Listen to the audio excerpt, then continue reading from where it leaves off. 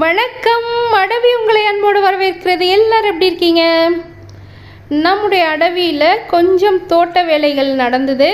இப்போ நீங்கள் பார்க்குறீங்கல்ல, இந்த செடியினுடைய பேர் வந்து சூப்பர் ரெட் அக்லோனிமா. இந்த மாதிரி நிறைய செடிகள் எல்லாத்தையும் ஒரே தொட்டிக்குள்ளார போட்டு இடம் இல்லாத காரணத்தினால அப்படியே ரொம்ப அடப்பாக வச்சுருந்தேன். சரி, தொட்டி வைக்க இடம் இல்லையேன்னு யோசனை பண்ணி அப்புறம் இப்போ இடம்லாம் தடவி எடுத்து ஒரு மாதிரி எல்லாத்தையும் மாற்றி எடுத்து வச்சு இந்த 2 நாளாக அதுதான் வேலை. இன்றைக்கி நம்மளுடைய அடவியில் அழகழகாக சில பூக்கள் பூத்திருக்கு. மனசுக்கு அமைதி தரக்கூடிய இந்த பூக்களை நான் மட்டும் ரசித்தா நல்லா இருக்காதுல்ல, உங்களுடைய பார்வைக்கும் கொண்டு வரலாம் அப்படிங்கிறதுக்காக இந்த பதிவு. இன்றைக்கி கொஞ்சம் பூக்கள் தான் இருக்குது. இப்போ நீங்கள் பார்க்குறது வந்து பர்பிள் ஜாய். என்ன ஒரு அழகாக இருக்குது பாருங்கள். இது வந்து நம்மளுடைய கண் வழியாக பார்க்கும்போது இன்னும் நல்ல அடர் நிறமாக தெரியும். வெள்ளையில் அப்படியே அந்த ஓரத்தில் நுனியில் மட்டும் நல்ல பர்பிள் நிறமாக இருக்கும். அடுத்தது இவங்க வந்து ட்ரையல் பிளேசர். நல்லா கொஞ்சம் வெயிலில் எடுக்கிறதுனால 10:30 மணி ஆயிடுச்சு. வெயிலில் எடுக்கிறதுனால ரொம்ப வந்து பளிச்சுன்னு தெரியுது. இதனுடைய உண்மையான நிறம் சரியாக தெரிய மாட்டேங்குது. அப்புறம் நமக்கு இங்கே வந்து ஒரு குடமுல்லை ஒன்று ஒளிஞ்சி பூக்குறாங்க. அவங்களும் நம்ம எட்டி பார்ப்போம் வாங்க. இங்கே பாருங்கள், டடாங், அப்படியே மெதுவாக இப்போ தான் மலர்ந்துக்கிட்டே வர்றாங்க. ரொம்ப அழகாக இருக்கால. தாமரை மலரும் பொழுது பெப்பர்மின்ட் வாசனை வரும். அதை வந்து யாராலுமே தவிர்க்க முடியாது. அவ்வளோ ஒரு நல்ல மணமாக இருக்கும். அடுத்த அக்கிலால் ஒரு மொட்டு இருக்குது பாருங்கள். இவ என்னைக்கு பூக்க போகிறான்னு தெரியல. அடுத்து நம்மளுடைய அழகிய மெர்மைடு பூத்திருக்கு பாருங்கள். இன்றைக்கி காலையில் ஷார்ட்ஸ் போட்டிருந்தேன், யாரெல்லாம் பார்த்தீங்கன்னு தெரியல. நெருங்கி போனால் நிழல் விழுது, அதனால் அப்படி தள்ளி இருந்தே எடுப்போம். அப்படியே பக்கத்தில் இந்த பீச் நித்திய கல்யாணியம், இந்த பூவும் பக்கம் இருக்கிறது என்ன ஒரு அழகாக இருக்குது பாருங்களேன். அடுத்து இங்கே உள்ள நித்திய கல்யாணியில் பல நிறங்கள் இருக்குது பாருங்கள். இது வந்து ஒரு மஜந்தா கலர். மஜந்தாவில் உள்ள வந்து வெள்ளையை குத்தி வச்ச மாதிரி இருக்காளா. இவ பாருங்கள், பஞ்சு மிட்டாய் நிறத்தில் இருக்காளா. பஞ்சு மிட்டாயின்னு சொல்ல முடியாது, அது ஒரு மாதிரி ஒரு அழகான நிறம், சிவப்பு கலந்த நிறம். இன்னொருத்தி பார்த்திங்கன்ல, அவள் வந்து நல்ல ஒரு மஜந்தா. இந்த கருவி வழியாக இதனுடைய அழகான நிறங்கள் தெரியறதில்ல. இது நிறைய பேர் பார்த்துருப்பீங்க. உங்களுக்கு இன்னும் 2-3 நிறம் இருக்குது. அதெல்லாம் வளர வச்சுட்டு அப்புறமா உங்களுக்கு காட்டுறேன். நம்மளோட அழகழகான டேபிள் ரோஸ் நல்ல பந்து மாதிரி உருண்டு திரண்டு வளர்ந்து நிற்கிறாங்க. இவங்களுக்கெல்லாம் இப்போ இன்னும் கொஞ்சம் பராமரிப்பு வேலை செய்ய வேண்டியது இருக்குது. மழையின் காரணமாக நிறைய வேலை வந்து இடையில் செய்ய முடியாமல் தடைப்பட்டு போச்சு. நம்மளுடைய பர்பிள் டைமண்ட் நான் எப்போவும் சொல்வேன், இதில் நல்ல பெரிய பெரிய பூக்கள் பூக்கும், நிற்க முடியாத அளவுக்கு மனம் வீசும். ரொம்ப அழகான அல்லிவ செமையாக இருக்கால. அடுத்து நம்மளுடைய அழகான வெளிர் கத்திரிப்பூ நிறத்தில் கீழார்கோ. முதல் முறை அள்ளி வளர்க்கணும்னு ஆசைப்படுறவங்க கீழார்கோ கண்டிப்பாக வாங்கி வைங்க. அடுத்தது பாருங்கள், நம்மளுடைய மிருணாலினி. இது மறுநடவு செஞ்சதுக்கப்புறம் வந்த பூ. இது 2 மொட்டில் ஒரு மொட்டு கருகி போச்சு. நல்ல வெயிலில் தாங்கலை. இவ எவ்வளோ அழகாக இருக்கா பாருங்கள். இவ பூத்ததை உங்கள்கிட்ட காட்டுறேன். நம்மளுடைய வெல்சேப்பி பார்த்திங்கன்னா 10 மணி தாண்டினதுனால அவள் மூடிட்டா. ஆனாலும் ஒரு அழகு. நம்மளுடைய அமெரிக்க மில்லியா பாருங்கள், அப்படியே நம்ம கொஞ்சம் விரித்து விடலாம். ஏன்னா விரிகிற நிலமையில தான் இருக்குது, கொஞ்சம் வெளுப்பாயிடுச்சு.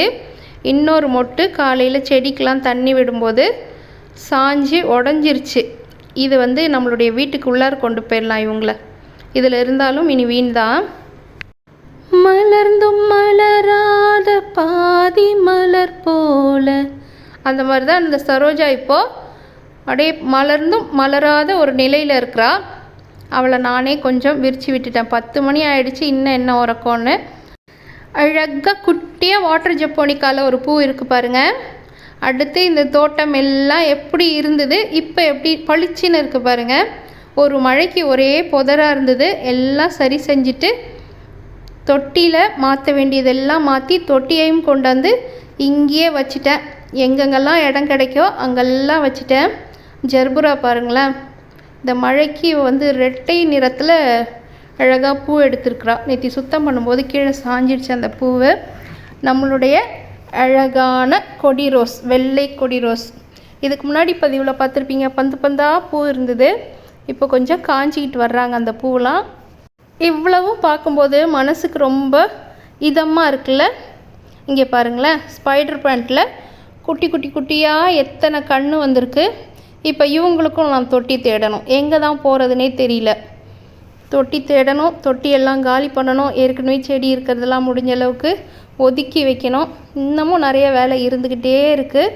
நம்மளுடைய நித்திய கல்யாணி வெயிலில் இருந்ததை தூக்கி இடமில்லாத காரணத்தினால இந்த பக்கம் நிழலில் வச்சேன்னா, அதனால் ரொம்ப பூக்கள் இப்போது பூக்கிறதில்ல. வெள்ளையில் சிவப்பு இது ஒரு தனி அழகு.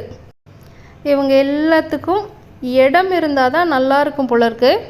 கொடி ரோஸ் பாருங்கள், தூரத்துலேருந்து பார்த்தோம்ல, ஒரு முறை அப்படியே நெருங்கி வந்தும் பார்த்துருவோம்.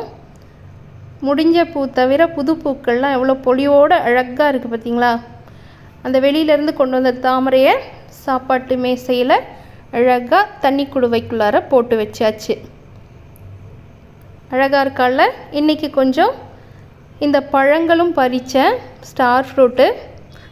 அடுத்து மாடியில் நம்மளுடைய பர்ஸ்லேன், டேபிள் ரோஸ்லாம் ஒரு பார்வை பார்க்கலாம். அழகான இஸ்லாம் அரடோவில் மன்னிக்கணும், கீழார்கோவில் 2 பூ இருக்குது.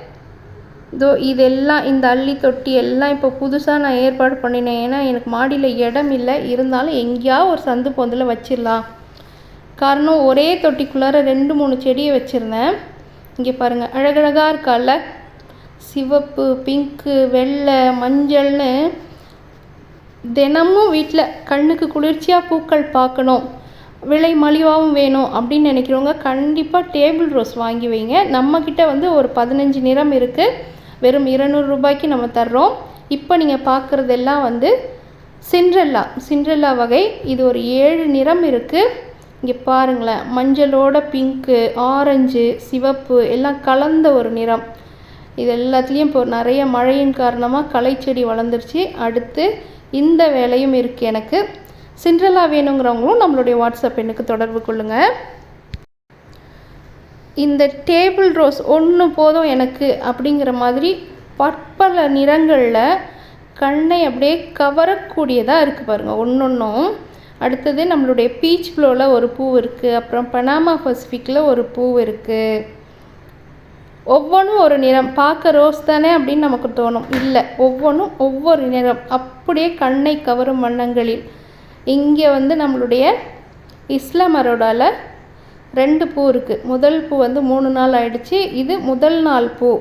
இந்த உள்ளே இருக்க மகரந்தம் நல்லா தூக்குன மாதிரி இருந்தால் அது முதல் நாள் பூ. ரொம்ப அழகாக இருக்குல்ல. நம்மளுடைய நித்திய கல்யாணியில் வெள்ளையில் மஞ்சள், இது வந்து ஃப்ளாரசன்ட் மஞ்சள், அதுக்குள்ளார நடுவில் இருக்கிறது. இங்கே பாருங்கள், இதுதான் நீங்கள் கீழே பார்த்த நித்திய கல்யாணி சிவப்பு. இதுலேயே இங்கே பாருங்கள், வந்து ஒரு மாதிரி லேசான ஒரு ரோஸ் நிறம் கலந்த மாதிரி இருப்பாள். ஒவ்வொன்றும் ஒவ்வொரு நிறம். இதுக்கும் அதுக்கும் கருவி வழியாக பார்த்தா நமக்கு வேறுபாடு தெரியுதா அப்படிங்கிறது எனக்கு தெரியல. அடுத்து நம்மளுடைய பீச் மயில் மாணிக்கம். இந்த சக்கரவள்ளி கொடி யாரெல்லாம் பார்த்துருக்கீங்கன்னு சொல்லுங்கள். இந்த மாதிரி சிவப்பு இலைகள் கொண்ட கொடி. இது வந்து கோத்தகிரியிலேருந்து என்னோடய வீட்டில் நான் வந்து பயிர் வச்சு எடுத்த கொடி. இதை நான் தவற விட்டுறக்கூடாதுங்கிறதுக்காக இத்தனை வருஷமாக பத்திரமா இங்கே கொண்டாந்து வச்சுருக்கேன். நம்மளுடைய சரோஜாவில் இன்னொரு பூ பாருங்கள், இன்னொரு தொட்டிலையும் வச்சுருக்கேன். அது இன்றைக்கி தான் எனக்கு முதல் பூ பூத்துருக்கு. பார்க்கவே ரொம்ப அழகாக இருக்கால. பூக்கள் எல்லாம் இப்படி அழகழகாக பூத்தா நம்ம மனசில் ஏதாவது ஒரு கவலை இருக்குமான்னு சொல்லுங்கள் பார்ப்போம். இதெல்லாம் பார்த்துக்கிட்டே நம்மளுடைய கவலைகள் எல்லாத்தையும் நம்ம மறந்துடலாம். இப்போ நீங்கள் பார்க்குறீங்கல்ல, இந்த வலை எதுக்காக போட்டிருக்கோன்னா, காக்கா அள்ளி தொட்டியில் உள்ள தண்ணியிலலாம் வாய் வைக்குது. அதுலேயும் மாடியில் ரொம்ப அட்டகாசம் பண்ணுது.